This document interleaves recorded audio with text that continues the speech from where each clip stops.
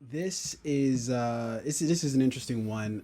So we got word this past week that Ben Affleck has signed on to direct The Big Goodbye for Paramount. And which the Big Goodbye is an adaptation of Sam Watson's book The Big Goodbye, Chinatown, and the Last Years of Hollywood. Um, Affleck, he's also going to write the script for it. I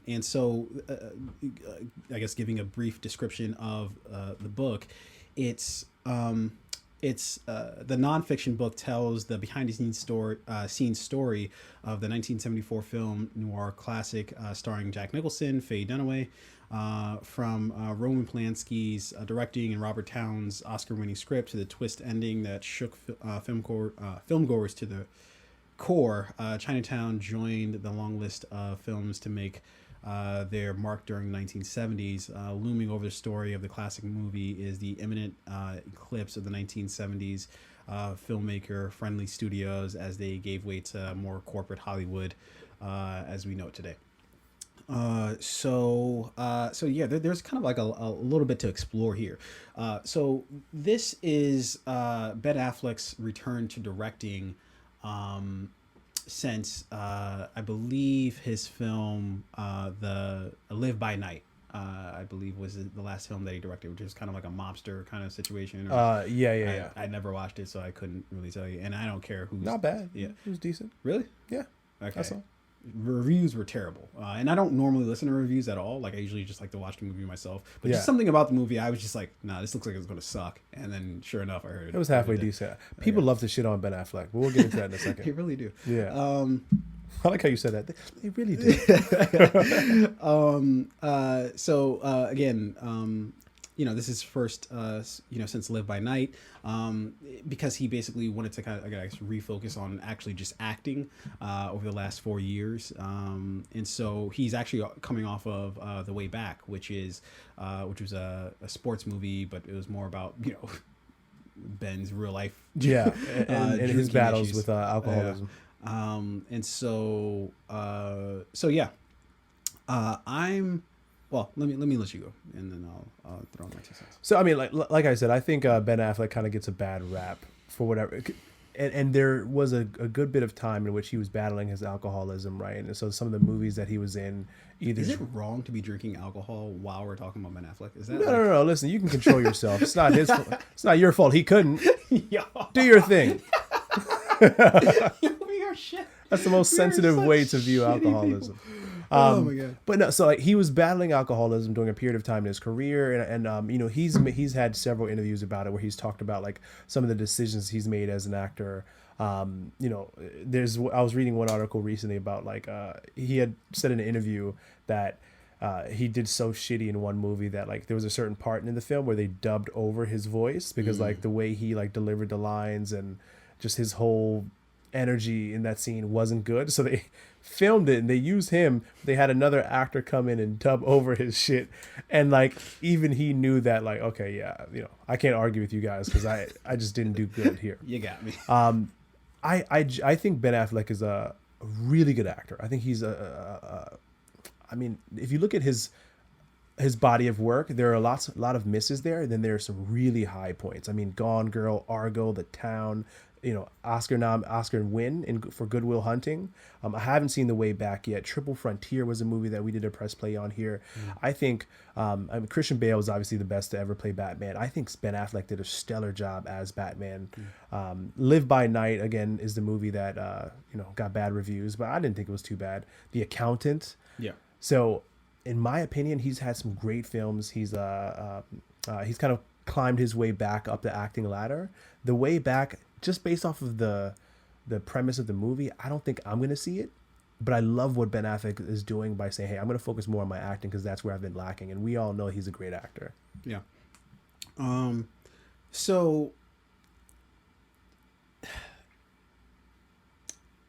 here's what I'll say is that certain people tend to fail up. Oh, yeah. Right? Yeah. So, Very true. Ben Affleck has a drinking problem.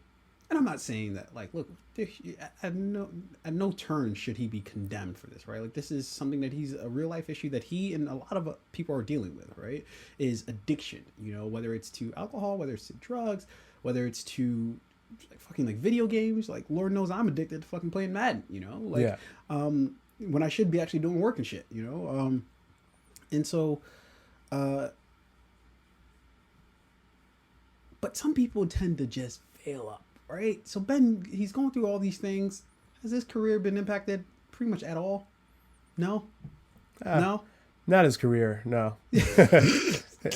Well, that's what I meant. His personal life and his marriage, yeah. It's a little bit of a disaster. But, but you know, as far as his actual acting career or directing career, it hasn't ruined really. Even in his personal life, he's kind of failing up too. Oh, because he's dating. Who's that girl he's dating model now? Or something like that? I don't know. That young thing. Look, whew, good for you, Ben. Either way, but like, and it's just like sometimes I just like sit back with amusement of like. I mean, he's a talented dude, right? Yeah. Super talented dude. There's no doubt about that. But it's just like. Other people would never be given this chance to like after their life publicly falling apart like this for them to be given like, oh, you want to direct this? Yeah no, direct it. Ben Affleck's resume reads like there's Jennifer Lopez, then there's Geely happened, and it's like, whoa, what? And then who was he dating after Jennifer Lopez before Jennifer Garner? I have no idea. Wasn't there somebody? I think there was somebody in there. Ben Affleck's dating life. And then he like does The Town, and then you get Jennifer Garner. Like, oh, how did that happen? And then you do a couple more shitty movies, and then you're drunk while filming, you're drunk while directing, you're drunk on set, off set. You're in AA meetings. Do you want to direct this movie? And he's like, sure, I'll direct it. It's like, have you had a drink today? Only one. Okay, you're hired. You're terrible people. And then he's on set, and it's like, well, in the contract it says you can only have one drink a day, but all right, here's the second one. Don't tell anyone. And that's like, and he just continues to fail. So look, I'm not trying to hate on Ben, because I honestly do think he's a super talented dude, who is Argo, a great fucking movie, despite all the controversies surrounding it, as far as like even him playing the character that he played, who I believe was supposed to be a Latino person, and he, Ben Affleck's playing, and it's just like, well, Ben, you're not Latino. Yeah. I don't know who, if super, you didn't realize. They just graded it with like, let's darken him up a little bit. Give him a spray tan or something. But Argo is a great movie. There's no doubt, and he directed that. And I have no doubt that this movie, The Big Goodbye, is going to be a great movie as well. But it's just, I don't know. I thought that was interesting. Another aspect to this that we have not explored yet is if they're doing a movie about China. Have you, for one, have you seen Chinatown? Have I seen what? Chinatown? No. The movie, okay. So I watched it. It's been a little bit since I've seen it, so it's hard for me to like remember anything. But it was a great movie, even by like now standards. Of like it's still, I still consider it to be a really great movie. Shout out to Sergio. He's the one who actually recommended this story. He gloats that it's one of the top 10 movies of all time, which in film circles, of course, that's something that is a typical thing to say. The big question from this, in a movie that stars Jack Nicholson, who the fuck do you get to play Jack Nicholson? The $1 million question. Who plays him?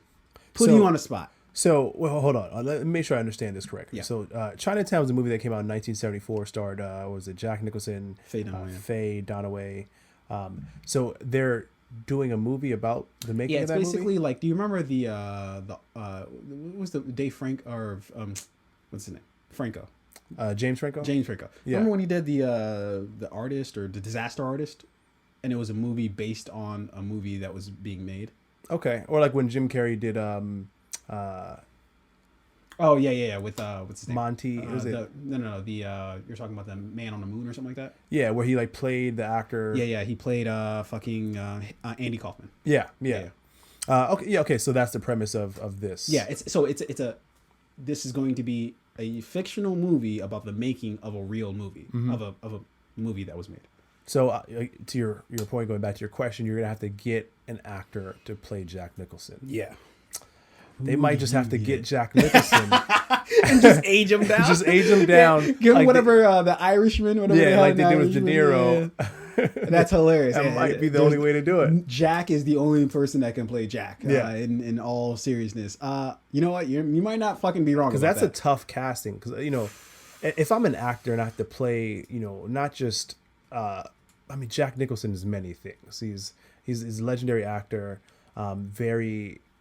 someone who's like his mannerisms very particular. His mannerisms are going to be very difficult to imitate. Yeah. You would have to study this man for like months and like sit with him and go to Lakers games with him in the bubble virtually, and like spend a lot of time with Jack to get even just his mannerisms down. And then there's his voice, then there's like the body language.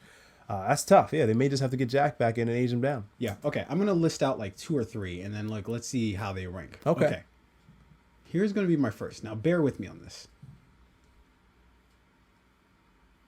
Joaquin Phoenix.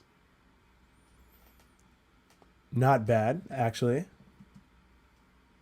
How do you feel about that one?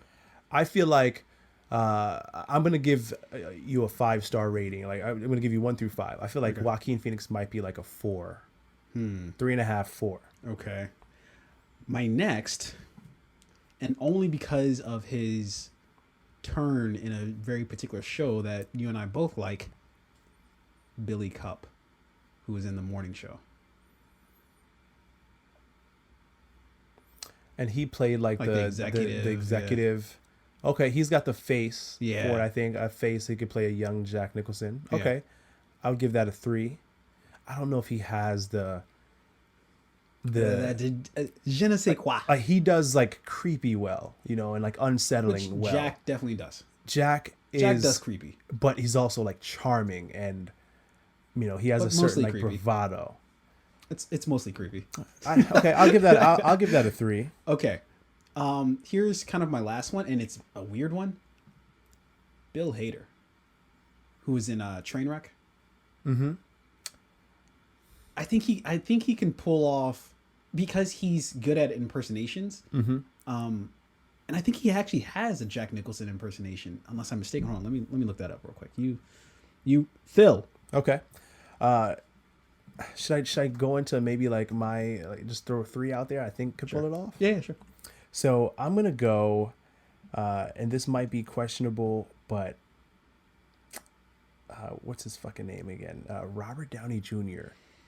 He might be a little bit on the older side, but I think you can make Robert look a little bit younger. I think Robert Downey is too Robert Downey to play Jack Nicholson. Like, you know what I mean? I think Robert Downey can really only do Robert Downey. Mm-hmm. That's in literally every movie. He basically is the same guy. Yeah, he's Iron Man. I am Iron Man. Okay. I'm sorry. I want to let you finish yours. No. Go. So my next 2 is probably going to be Tom Hardy. Okay. We've seen him. He's done a lot of like historical figure pieces, right? He did Al Capone. He did the Twin Brothers. Yeah. I feel like he could commit to, like, if we've seen him play other people. I haven't seen Al Capone yet, but I feel like he's an actor who could commit to playing someone. No, I think he could commit to it. I just don't see figure. him pulling that off, though. I don't see him pulling off Jack Nicholson. I don't for you to talk about like having that charm. Mm-hmm. I think, clearly he's charming in his own right, but I don't think he could pull off Jack Nicholson charm. Yeah. Even though he's a super talented dude, and I'm not trying to underestimate him here. Yeah. Okay, that's fair. I don't disagree with you on that. Yeah. My last one here is probably going to be James McAvoy.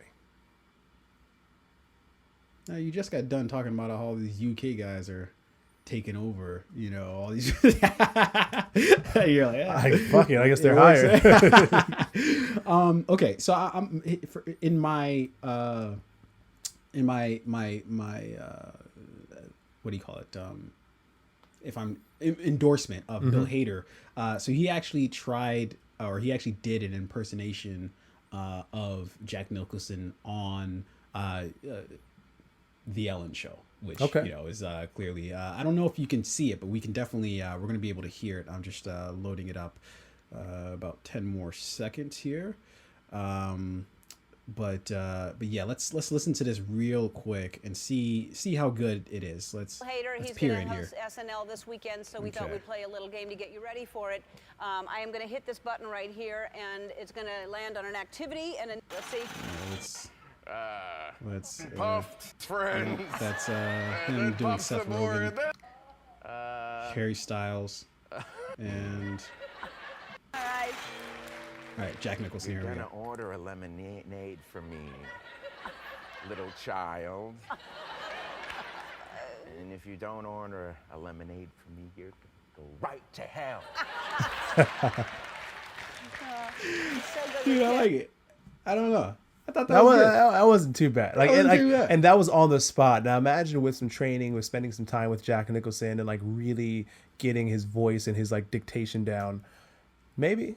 Yeah, I the wasn't bad. only thing I could see wrong with that is that Bill Hader's, I think, absurdly taller than Jack Nicholson. Yeah. And I'm just estimating this from just what I think that how tall that both of them are. Yeah. So that would look a little strange. But I think as far as like facial mannerisms and his ability to kind of like literally impersonate Jack Nicholson, I think that he might be a really good fit. But who the fuck knows? It's a tall order. That's a tall order. I need to check up front, because if this movie tanks, then who knows? Yeah. All right. Let's move on here. So leave a comment in the comment section below. Let us know who the fuck you think is going to be a really good, or who would play a really good Jack Nicholson. If not Jack himself, which considering technology these days could very well happen. Could very well happen.